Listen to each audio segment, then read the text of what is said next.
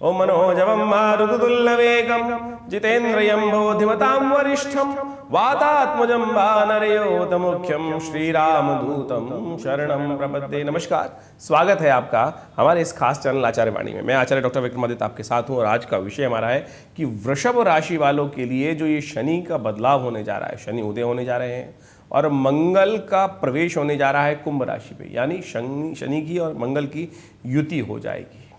शुक्र वहाँ पहले से विराजमान है, तो तीन ग्रह मंगल, शनि और शुक्र कुंभ राशि में क्या तांडव करने वाले हैं वो उसको आपको अच्छे से समझ लेना चाहिए। सबसे पहले तो ज्योतिष के दृष्टिकोण से एक बात समझें कि शनि और मंगल की युति कभी ठीक नहीं होती। ये अशांति कारक युति है, युद्ध कारक युति है, तनाव युक्त स्थिति है, टकराव की स्थिति है।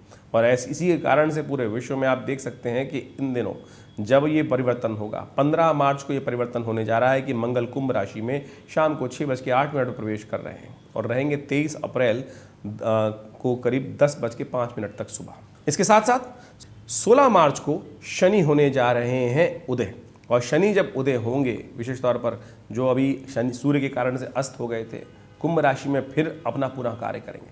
लेकिन वृषभ राशि वालों के लिए एक अच्छी बात यह है कि शनि कभी भी आपके लिए अशुभ नहीं है। वृषभ राशि वालों के लिए शनि महाराज हमेशा शुभ होते हैं और शुभ होकर शनि महाराज विशेष तौर पर आपके योग कारक ग्रह बन जाते हैं, क्योंकि इसलिए शुभ है आपके लिए। और योग कारक ग्रह कभी अशुभ नहीं होता। तो गोचर में शनि का जो ये परिवर्तन का योग बना है, यहाँ पर शनि उदय हो गए हैं, तो आपके लिए बहुत सुंदर योग बनाने वाले हैं। लेकिन दिक्कत वहाँ ये है कि मंगल वहाँ आकर सारा खेल बिगाड़ रहे हैं और शुक्र वहाँ पहले से विराजमान है। तो ऐसे में शुक्र, मंगल और ये शनि की युति जो है ये विशेष तौर पर पूरे समस्याओं का कारण बन रही है। और ये शनि, मंगल और शुक्र की युति कुंभ राशि में 10वें भाव में आपके लिए कई प्रकार से सम्मान में कष्ट दे सकती है और ख़ास तौर पर गलत रास्ते पर चलकर कहीं ना कहीं कष्ट में फंस सकते हैं। बहुत सारे लोग जिनका विशेष तौर पर आपके साथ कोई संबंध नहीं है, वो आपको गलत कार्यों में फंसाने का योग बना सकते हैं। शनि महाराज के शुभ प्रभाव को समाप्त करने के लिए मंगल और शनि शुक्र जिस प्रकार का योग बना रहे हैं, ये आपको थोड़ा सावधानी से मेटलिस्टिक वर्ल्ड की तरफ थोड़ा सा ध्यान रखते हुए कार्य करने की ज़रूरत है। ऐसे में शुक्र का और मंगल का कॉम्बिनेशन जो है वो संसार के दृष्टिकोण से कभी ठीक नहीं कहा जाता है और ये योग विशेष तौर पर ग्रहगण दृष्टिकोण से कहीं ना कहीं विलासिता बढ़ाता है, कहीं ना कहीं एक्स्ट्रा मैरिटल अफेयर्स की तरफ भी व्यक्ति को ले जाता है। तो ऐसे में ध्यान रखते हुए कार्य करने की ज़रूरत है। हम ये वर्ड बोलना नहीं चाहते थे, इस शब्द का उच्चारण नहीं करना चाहते थे, लेकिन फिर भी जो ग्रहों की युति है इस तरफ ध्यान रखने का प्रयास कीजिएगा। शनि दंडाधिकारी हैं, गलत कार्य का प्रभाव गलत ही देते हैं। तो ऐसे में ध्यान रखते हुए कार्य करने की ज़रूरत है आपको कि कोई भी गलत मार्ग पर न जाएं, गलत काम न करें। और ऐसे में सामने आपके बहुत सारे रास्ते आ सकते हैं, चुनना आपको पड़ेगा, नहीं तो ये शनि, मंगल, शुक्र की युति जो है वो गलत रास्तों पे आपको डाल सकते हैं। विशेष तौर पर भी इस पर भी ध्यान रखें, 31 मार्च तक जो शुक्र है वो वहीं चल रहे हैं 10वें भाव में। उसके बाद मीन में चले जाएंगे, वहाँ थोड़ा सा प्रभाव, नेगेटिव प्रभाव कम हो जाएगा, लेकिन कई मामलों में नेगेटिव रहेगा। शनि मंगल की युति तो लगातार चलती रहेगी और वो युति चलती रहेगी करीब 23 अप्रैल तक। तो 40 दिन का ये समय है, करीब 39-40 दिन का। तो ऐसे में थोड़ा सावधान रहते हुए कार्य करने की ज़रूरत है। देखिए, शनि महाराज के साथ मंगल की युति जो होने जा रही है ये 10वें भाव में है। 10वां भाव राज्य का भाव है, 10वां भाव सम्मान का भाव है, 10वां भाव नौकरी का भाव माना जाता है।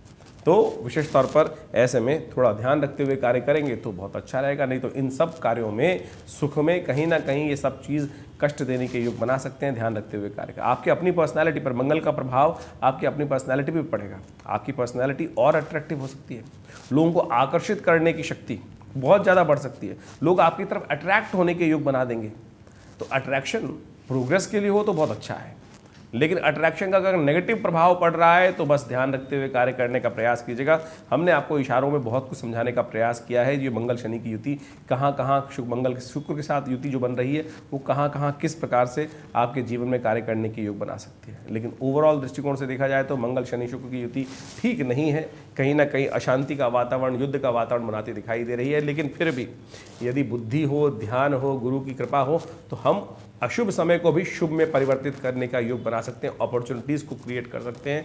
ये ज्योतिष का फायदा है। किस क्षेत्र में चल के देखिए, आप समझें कि हर दिशाओं में किस प्रकार दिशाएं चल रही हैं, किस प्रकार का योगा योग है, उस दिशाओं में भी यदि बुद्धि के अनुसार से कार्य कर लिया जाए, देव कृपा से कार्य कर लिया जाए और भगवान का सानिध्य ले लिया जाए, गुरु जी का सानिध्य ले लिया जाए, तो कई बार क्या होता है, अशुभ प्रभाव भी शुभ के लिए प्रवृत्त करने का योग बना लेता है। तो ऐसे में हमको ध्यान रखना है कि अपने सम्मान का ध्यान रखें और विशेष तौर पर कार्यों में अड़े ना। शनि प्रतीक है जिद के, शनि प्रतीक है स्लोनेस के, शनि प्रतीक है आलस्य के। वही मंगल प्रोवोकेटिव है ग्रह, ऐसा बढ़ाने के लिए करता है, एग्रेसिवनेस बढ़ाता है। मंगल पुरुषार्थ को बढ़ाता है। तो ऐसे में पुरुषार्थ करना है, लेकिन संभल के करना है। किसी भी कार्य में अपने आप को झोंकना नहीं है। इस बात का ध्यान रखते हुए कार्य करेंगे तो बहुत सुंदर तरीके से ग्रहों का लाभ ले सकते हैं। ऐसे में आपकी राशि के दृष्टिकोण से हमें दिखाई देता है आपको कुछ उपाय अवश्य करने का प्रयास करना चाहिए। आपके दृष्टिकोण से हमें सबसे अच्छा दिखाई देता है कि हनुमान जी की आराधना करें। आप हनुमान जी का जितना स्तवन करेंगे वो उतना अच्छा रहेगा आपके लिए। हो सके तो हर शनिवार के दिन विशेष तौर पर एक काम करें, पीपल के पत्तों की माला बनाकर हनुमान जी को अर्पित कर दिया करें ओम हनुमान चालीसा का पाठ करते हुए। तो देखिएगा ये जो प्रभाव है, नेगेटिव प्रभाव जो है आप पर कहीं ना कहीं नेगेटिविता को थोड़ा कम करने का योग बना सकता है। तो इस प्रकार से आपके ग्रहों के दृष्टिकोण से, आपकी राशि के अनुसार से वृषभ राशि वालों के लिए किस प्रकार का प्रभाव चल रहा है वो आप समझने का प्रयास करें। इसके साथ शनि स्तोत्र का भी पाठ कर लीजिए, हनुमान चालीसा का पाठ कर लीजिए नित्यप्रति। ये दोनों उपाय सबसे श्रेष्ठ हैं आपकी राशि के अनुसार से। शनि मंगल की युति के कारण ही ये योग बन रहा है और शनि मंगल के लिए इस प्रकार के कार्यों को करना, उस प्रकार के उपाय करना आपके लिए अच्छे दिखाई देंगे, आपको प्रभाव अच्छे मिलेंगे। मंगल का उपाय करें। और आपकी राशि के अनुसार से हमें सबसे श्रेष्ठ दिखाई देता है कि सुंदरकांड का पाठ आप लगातार करने का प्रयास कीजिए। हमारे आश्रम पर भी हम हर मंगलवार पर सुंदरकांड इस पूरे 1 महीने कराने का प्रयास कर रहे हैं, जिससे बहुत सुंदर तरीके से लोगों के कष्ट, जीवन में घटनाएं जो चल रही हैं उससे कहीं ना कहीं कुछ रक्षा हो सके। देखिए भगवान का नाम सदा कल्याण करने वाला है। हम सावधानी बरतें, कुछ भी करते हैं, लेकिन इसके बाद भी हरि नाम जो है वो सब प्रकार से हमारे कष्टों को दूर करता है। पता भी नहीं चलता कब सूली का वो छोटा सा कांटा, सूल हल्का सा बन के कांटा रह गया और वो कष्ट कब आया कब चला गया। इसलिए हरिनाम का आश्रय अवश्य लेने का प्रयास करना चाहिए कि ये न किसी प्रकार न किसी प्रकार भी भगवान के नाम का संकीर्तन, मंत्र जप, प्रभु का सानिध्य बहुत सारे कष्टों को ध्यान करते हुए करने से दूर करने का योग बना लेता है। तो हमने भी इस समय में जो बताया आपको कि हर मंगलवार को आपकी राशि के अनुसार से भी हमें सबसे अच्छा दिखाई देता है कि शनि और मंगल का ही टकराव की स्थिति बन रही है। तो वैसे में हनुमान जी का स्तवन सबसे श्रेष्ठ रहेगा, हनुमान चालीसा का पाठ, बजरंग बाण का पाठ, और ये सब जो भी आप कर सकें बहुत सुंदर तरीके से कल्याण के योग बनाने वाला है। और हमने विवेकानंद योगाश्रम में इस दौरान पूरे 41 दिन तक के लिए शनि ग्रह शांति महायज्ञ का सुंदर कार्यक्रम रखा है। उसमें आप सम्मिलित हो सकते हैं और विशेष तौर पर अपने कष्टों को दूर करने के लिए इस यज्ञ में सम्मिलित हो सकते हैं। हमारे जो योग्य ब्राह्मण इत्यादि हैं उनके द्वारा आपके लिए ये सुंदर यज्ञ में आहुति देने की सुंदर व्यवस्था की जा रही है। तो आप सुंदर तरीके से उस यज्ञ में भाग लेकर अपने इन कष्टों को दूर करने के लिए सुंदर कार्य करते हुए कार्य करने का आप प्रयास करें।